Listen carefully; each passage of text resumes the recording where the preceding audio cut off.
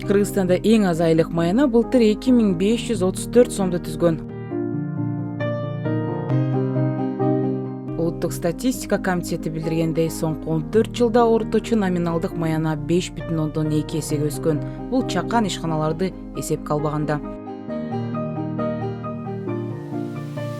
2010 жылы болсо ал 7189 сом болчу.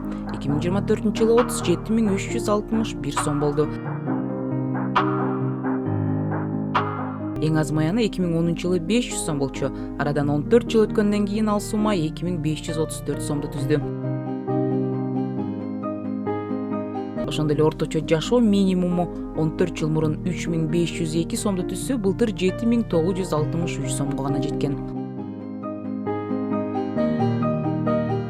Орточо пенсия 2010 жылы 2814 сом болсо, былтыр бул 10598 сом.